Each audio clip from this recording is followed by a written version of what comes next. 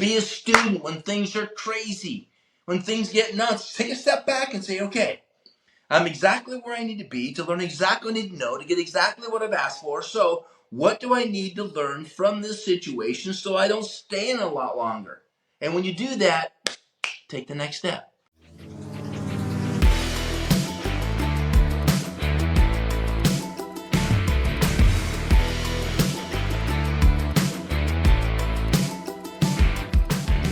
Welcome back to the Man Maker Show. We are dedicated to helping men become stronger and more intentional leaders because the fight in every man's life is real and you were created to overcome. We know that hard times make better men, and through adversity, we find our inner warrior. Thanks for showing up and opening your mind in order to make your future greater than your past. Here's your host, Brad Wolgamott.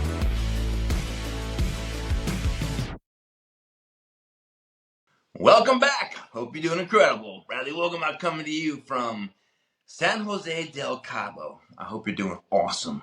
Down here for some family time at our beautiful Mexico home.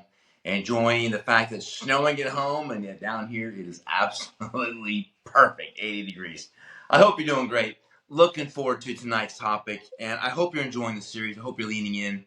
I think tonight's message will be something you're going to want to share with people because I think it's a point that a lot of people struggle with. I don't know about you, but as a youth, I struggled with the fear of failure probably over almost anything else, whether that be asking a girl out on a date or playing sports or taking a test. I was more afraid of the consequences of failing than I was about the idea of winning. And the idea of winning was great. It brought me to training, but in a moment of a test or a big phone call or competing, I was more concerned about failure than I was about success. So what I'm going to try to do tonight is give you some breakthrough concepts because we're going to talk about courage. And I think that the misnomer that I had most of my life was I was thinking that I was a coward because I wasn't being brave. And I didn't realize that courage doesn't mean the absence of fear, right? Courage means the willingness to take the right steps or any steps in the face of fear.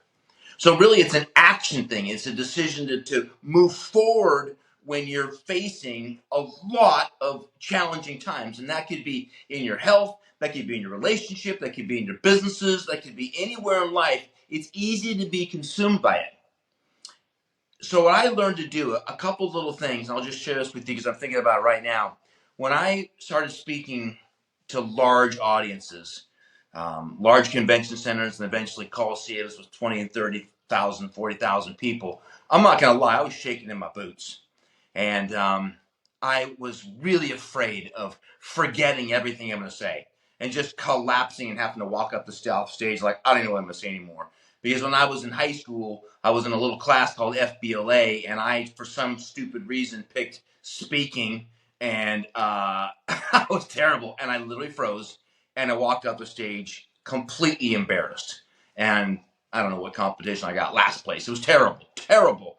And so I took some speech classes in college when I went to college for a minute and got an F. Actually, they gave me a D something just because I showed up and tried. But I completely failed. So, when I became a speaker and a coach and leading people, I had a lot of that going on. So I had to rework something. So maybe this will help you. When I got into an environment where I was speaking or I was in an environment where I was training or coaching, I had this mental metaphor behind me that all the people that had mentored me, all the people that believed in me, all the people that were encouraging me to be as much as I can possibly be were right next to me. And when I was speaking, it wasn't just me, it was all my mentors. And I was pulling in all of their strength. And I could feel them whisper in my ear, you got this. You're a stud. Fight for it, Brad. Go for it. Be raw. Be real. Be you. Just let them see your heart. And so when I was speaking, I felt like I was a group of us doing this event versus just me trying to do some crazy speech, which I kind of suck at. But when I realized that it's not about me, it's about the people in the room. It's not about me here. It's about you. I get a little emotional about that because there's a whole bunch of Brads out there that are saying, how do I win? How do I go forward?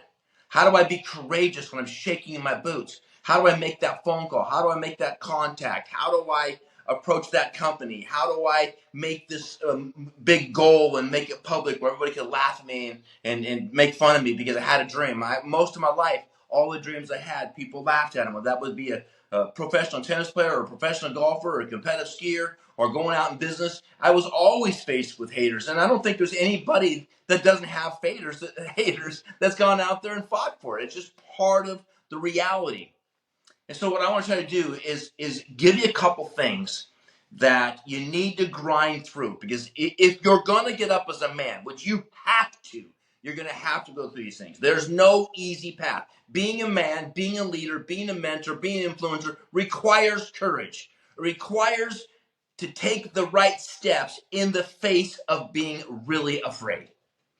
And recognize that stuff's going to happen, but I'm going to do the best I can do. So I'm going to give you 5 things to think about, and maybe I'll throw a 6th in for a caveat. The first thing you got to do is you got to grab the bigger picture.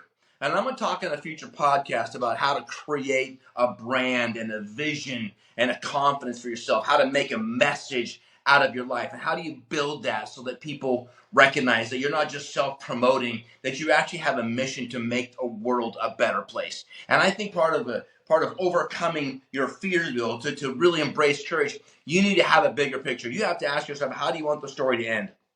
You have to ask yourself, how do you want people to look at you? You have to ask yourself, how do you want to live? Like, seriously, how do you want to live? And I think if you look at the 5 F's that I subscribe to, faith, family, finance, fitness, and fun, if I look at my faith, I want to be known as a man that walked the walk.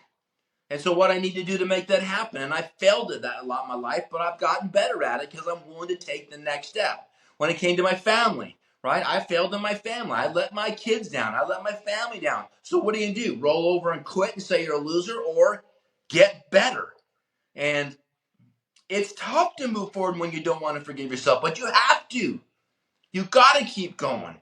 And it comes to your finances, right? You got to get back on track. You got to say, all right, I'm sick and tired of it. I'm going to make it right. My health, my fitness, my fun. You have to get to a place where if you're going to win, you got to have a bigger picture mindset. For me, I kind of had to take a little bit of an opposite approach to that. I had to say, not how do I want to live? How do I not want to live? Because I don't know about you, but for some reason in my life, I was negatively motivated.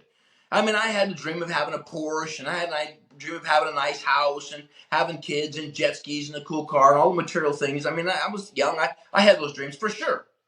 But the thing that freaking really pissed me off, that really motivated me, was when I thought about how life would be if I didn't get courageous, if I didn't learn to turn it over, if I didn't learn to generate some fire in my belly. Right? The fact that my wife would have to leave the house 50 hours a week to make enough money because I wasn't making enough. Now, that's a really controversial statement, but as a man, I wanted to be such a king that my wife could choose work or not work. If she wants to work, that's great. I would just hope that she would choose to be with me versus being with a boss. I would just assume if I say, honey, let's go to Europe or Southeast Asia or Patagonia and do a trip, she would say, well, I'm really into my career. I would hope that she would say, yeah, let's go. You're my first option. So I mean, I'm not saying my wife can't work. I'm just saying I hope I can provide a way that she wouldn't have to. My kids, private education. I want the best life for them. I mean, it can go on and on. I had to ask myself, if I didn't do what I need to do economically, my kids would be raised as latchkey kids, had let themselves in the house. If I didn't do what I needed to do, they wouldn't have a father that was full time. I was able to retire from the working world, if you will, from having a job in my 20s. And I was able to, live economically independent of a job for the rest of my life. And that's pretty awesome. So that my kids, and my oldest son was born, Braden, we were able to be buddies our whole life because I didn't have to leave him every day. And I was afraid, and again, there's that fear word. In the face of fear, I take an action. I didn't let those fears paralyze. I let those fears activate me. Not going to let my family down. Not going to let my kids down. I'm not going to put myself in economic turmoil. I'm going to make decisions based on the nightmare. I don't know about you, but I was sick and tired of the bullies of life. Anybody relate to this? There are bullies everywhere. As you get older and you get bigger in your life, you kind of get over the bullies. But when I was in my 20s and my late teens, and I was trying to get going in my life like a lot of you guys are, I let bullies get to me. But I got so sick and tired of being sick and tired about the bullies, I decided I'm going to take the first punch. I'm going to be proactive. And so part of that was grabbing this big picture, figuring out how I don't want to live, and then moving as fast as I can in the opposite direction of the nightmare. And what I found is I moved in the direction opposite my nightmare, I moved in the direction of the dreams that I wanted. And those things didn't ultimately happen, but the real inspiration was moving away from what I didn't want. So what I needed to do was move into a place where I guess I'd make this number two, and that is I had to prepare for hard times. It's not going to be easy. It's not supposed to be easy. In fact, I wouldn't like what you would become if it is easy. Many of you have heard that poem. It's gone around the internet for the last 5 years, but it goes something like this. Hard times make for hard people. Hard people make for good times, and good times make for weak people, and weak people make times for hard times, and then hard times kick in and make times for strong people that create strong times again. And I believe that we are potentially in that cycle somewhere where we lived in 14 years of prosperity, of a bull run on the stocks and bull run in crypto and real estate going up ever since the GFC, the great financial crisis, the global financial crisis of 2008. We've been in a cruise, just kicking butt. And, whether we're in recession or not, I don't know. But all I know is that we've had so much prosperity that a lot of kids from 15 to 30 really don't understand what it's like to live in a really broken economy because it's been fairly good. Now, if you grew up in poverty and you didn't have wealth, well, you know what the frick it is. You know how hard it is. So maybe you weren't on the prosperous side. But guess what? You're probably a better person because of the challenge, because you learned to get up when everybody else was laying down. You learned how to fight when Wilson was making excuses. So the second key is you got to prepare for this, right? And one of my pet peeves is people saying that they're cold, okay? And girls are famous for this. So I'll be gentle, but you guys know what I'm talking about. I'm cold. I'm like, you always say that. Why don't you bring a coat? Why don't you bring a sweater? Why are you? You know what I realized? They're not saying it because they really are cold. They're saying it because they want to be warmed. And so it's an opportunity for us men to step up and take our jacket off and warm them up. But my point is, if you don't prepare for cold weather, you're going to get cold. This is why, maybe it's a bad metaphor, but why I do ice plunges. Why I sit in that freezing cold 30-something degree water for 3 minutes every day. And it's cold and it's hard and my body's screaming, get out, don't do it, give up, you're hurting yourself, you're going to die, you're going to have a heart attack, what do you do? And I just keep staying until my timer goes off. And sometimes it's tick, tick, tick, tick. And sometimes I'm praying. Sometimes I'm screaming. But I get through it. And it makes me a stronger person. So I find that the key, when I talk about preparing for hard times, is overtrain. If you've ever been on a really high-level athletic team, game days are like days off.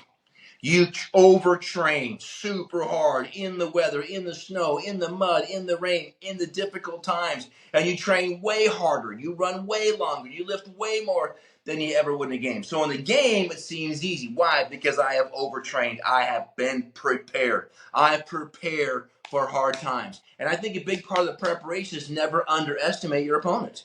In the NFL, the worst team can beat the best team. Why?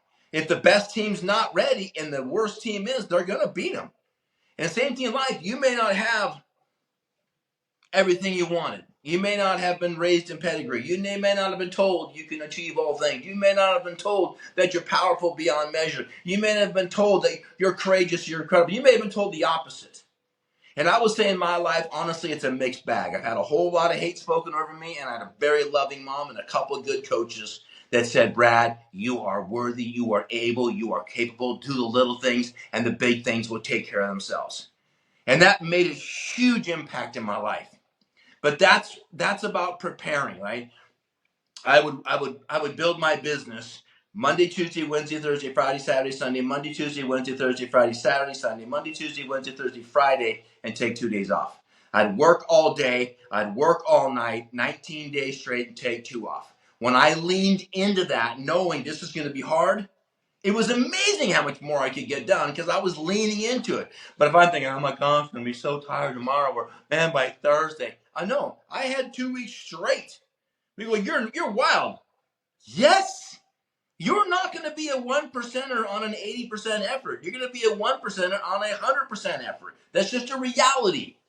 I'm not mad at you. I'm not yelling at you. It may sound like I am here, but I'm going to tell you something. You've got to learn to lean forward into the life. You got to prepare it, right? And that's why the third point, and it's kind of a redundant, but I think it's worth saying, embrace the suck.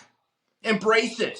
Embrace the fact. Be proud of the fact that you're losing sleep. Be proud of the fact that you're breaking through fear barriers. Be proud of the fact that you're doing things that most people won't do. Be proud of the too hard for you. It's just right for me. You're getting exhausted. Time for me to grow and jump and run and grind, whatever. Shelly and I met many years ago in Costa Rica, and we're on these hikes, and it was hard, and it was hot, and we were dehydrated without water. And we just, hours and hours just sweating our bananas off with a group of people. And as soon as the first guy went down, I started jogging. They're like, what the hell's wrong with that guy? I'm like, if it's too tired for you, it's warm-up time for me. I didn't say that because I wanted to be macho. I said that because if I showed weakness, they would have gone down. They would have just given up. I can remember being on a fishing, on a dive trip with one of my friends, Scott Harimoto, and we were out spearfishing for fish off the island of Hawaii, and a big shark was in the area and was eating fish, and it was not far from us, and I didn't really see it, and he comes up, and we're on our snorkels, and I go, hey, what's up? He goes, shark. I go, shark? Yeah. He goes, yeah, shark, right there. I go, and inside I'm like, whoa, about 4 swear words out of my brain. And he just kept paddling. And he just kept doing this thing, swimming and trying to, figure out where we're going to get lobster and so forth. If he'd have shown panic, I would have lost my stuff. But because he was calm, I'm saying to myself, there's something I don't know. I'm following his courage. And I just put one fin after another, if you will. And I think there's a lot to be said about that. When you embrace the suck, you say, too hard for you, just right for me. Be proud of the fact that you're more tired than the guy next to you. Be proud of the fact that you're the first one to volunteer for the worst job, right? Be proud of the fact that you're the first one on the practice field. Be the first one in the office. The first thing I asked for, I got any kind of leadership in my job, is can I get a key because I want to get here earlier? And as soon as I had trust in the company, they're like, well, sure. No one ever asked that. Usually people there at 8:01. I'm getting there at 6, 6:30, 6:15, 5:30. Why? Well, I was recruiting. I wanted to get East Coast up if I had to. If nothing else, do my goals, do my plans, do my reading, do my studying, my affirmations. I also wanted to be there when everybody showed up and show them I wanted to be there more than anybody else. I was willing to do more than anybody else. I want this so bad. First to arrive, last to leave. I would never leave until the office was empty. And they go, what are you doing? I'm just going to continue to organize. I got things for tomorrow. And I broke so many records in that company. And I'm not saying it to brag. I'm just saying because of my willingness to embrace the suck, because of my willingness to do things that most were unwilling to do, I moved very rapidly through the corporate structure. And that's not a mystery. And here's the deal. Anybody can do that. You know the one in sports we used to say, the one thing that doesn't slump? The one, you might lose your hitting, you might lose your contact, you might lose some of your stroke if you're a basketball player, but you know what the one thing that never goes in a slump? Hustle. Hustle. Hard work, the grind, the attitude, the energy, the fire. I will outwork you. If you're going to beat me, congratulations, you beat a guy that put his heart on the line. Be that guy. Be that guy. That's the first to leave, last try. That's what courage is. In the face of what might defeat me, I am going to take the steps necessary to be the best. That's what courage is, okay? The fourth step, and this may be a simple one, but it really helped me under pressure. And that's something I heard Kobe Bryant. He says when the pressure got high, when he's playing for the Lakers and winning multiple championships, when the pressure got high, Kobe Bryant shifted from player to student. He shifted his brain like, what am I supposed to learn? What are they doing? How would I coach this situation? What am I going to learn from the situation? And all of a sudden, because of that focus, he could execute versus focus on making a shot or dribbling or passing or whatever the case might be. He became a student. It cleared his mind.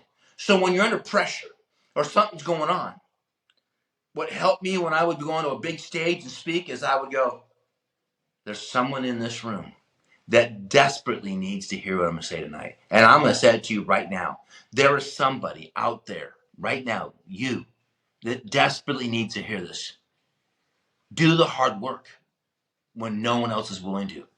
When the challenge is high, when the pressure's on, when it seems like you don't have what it takes. You know what you can do? The little stupid, little tiny grind attitude parts of whatever your scenario is.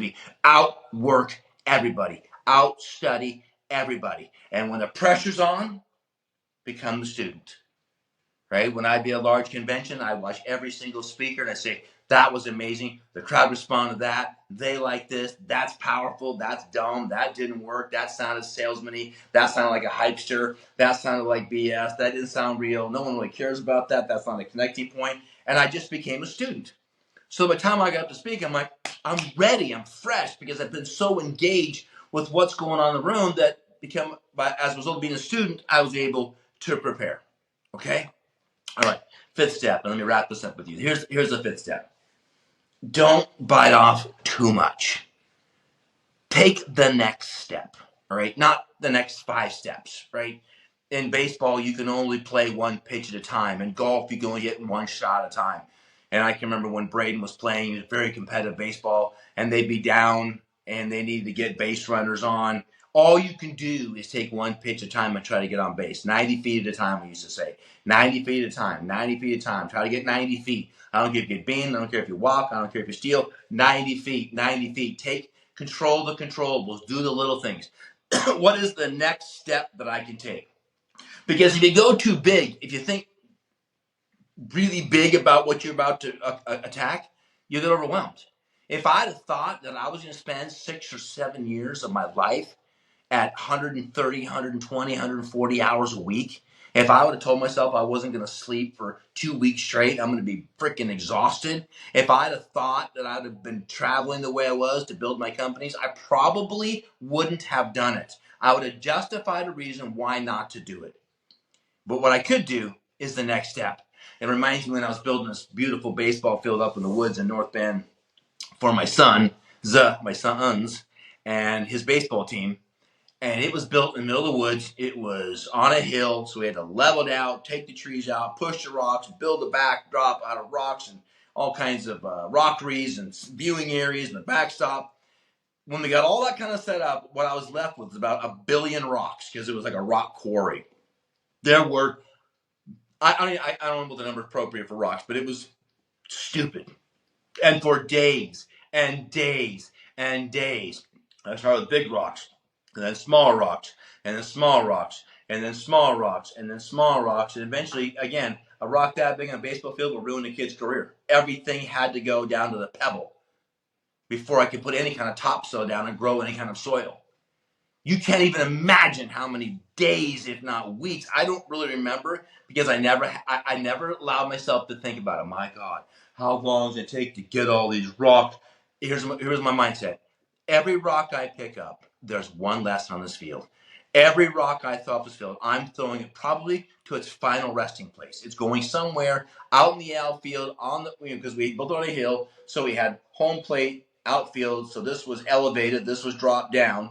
As a result, it had a kind of a bank behind where the home run fence was, and we just throw them and throw them and throw them and throw them. And I mean, I'm talking hundreds and hundreds of thousands of rocks. Most of by hand, but eventually I think on a rock rake, which is like a bobcat. You drag it backward and starts picking up rocks. But even that was days on days. I can remember getting done after 8-10 hours a day of raking rocks with this machine, and it's like rattle, rattle, rattle, rattle. And I literally would be driving home, and I'm still kind of rattling because my brain was kind of like still fogged. And I can remember speaking a couple of different nights. I'm like, damn.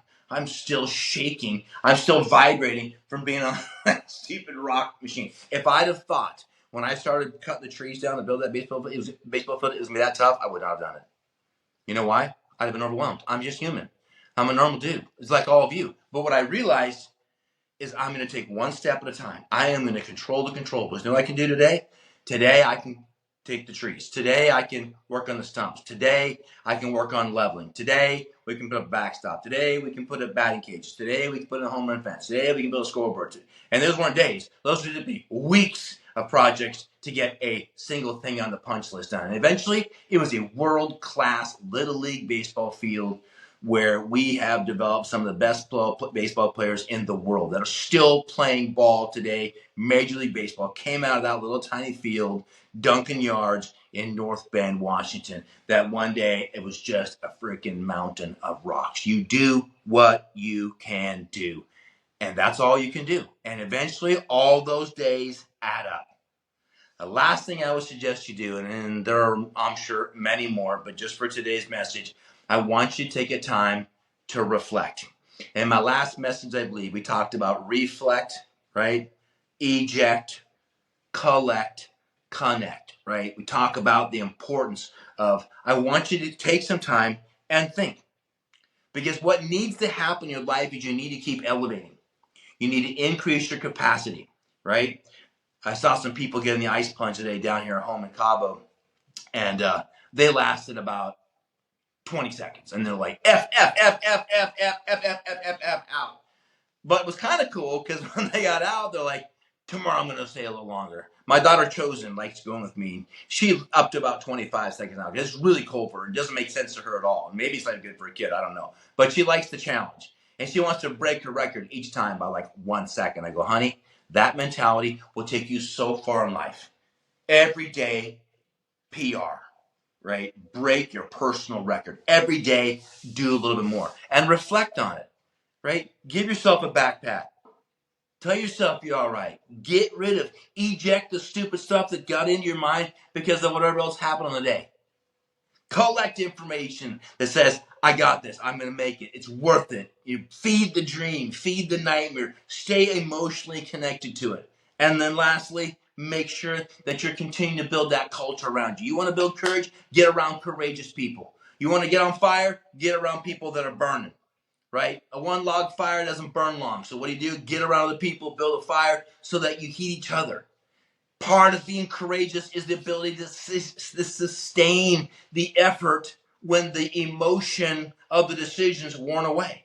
That's part of courage. Sustaining the effort when all the emotions, yeah, I'm going to be free, oh, I'm going to crush that, oh, I'm going to do it. And all of a sudden, like when I would train, you're puking in the garbage can, or you're pulled a muscle, or you're sleeping in school because you trained so hard, and you're like, oh, why did I go so hard? This is what I'm talking about. If you don't take the time to reconnect to the big picture or the big nightmare, then the other things might fall apart. So that's why it's very important, that whole the whole circle, the whole cycle. Grab a hold of the big picture, right? Courage is not the absence of fear. It's a willingness to make the right decisions in the face of fear, right? Prepare. Embrace the suck. These are just parts of becoming a champion. Be a student when things are crazy. When things get nuts, take a step back and say, okay, I'm exactly where I need to be to learn exactly what I need to know, to get exactly what I've asked for. So what do I need to learn from this situation so I don't stay in a lot longer? And when you do that, take the next step. Take the next step. And every night and every morning, take the time to be grateful, to pat yourself on the back and say, "Had a freaking way." And eventually, I don't care if you're an addict, I don't care if you're poor, I don't care if you're young or old, you will find yourself in a better position 30 days from now, 60 days from now, 1 year from now, 2 years from now. And you'll be able to say, hello, my name is Brad. Please allow me to reintroduce myself to you. My growth game has been strong because you went at it for 2, 3, 4 years. That's how you change your physique. That's how you change your finances. That's how you change your family. That's how you change your overall perspective of your faith and adding and expanding it to a point where you stand in your convictions. This is all there for you. And I'm challenging you to embrace these steps. Write them down. Put them on the wall. Tap them as you go out the door. Hey, tap it. Like I am committing to these things. I am committing to the little steps to creating courage. You're never going to be fearless. If you do, you're probably either dumb or you've lost your mind.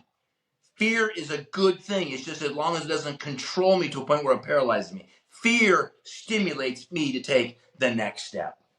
And enough steps, that fear is behind me, just like it will be for you. All right? I hope that helps. Bradley Wolgamott signing out from the Man Maker Show.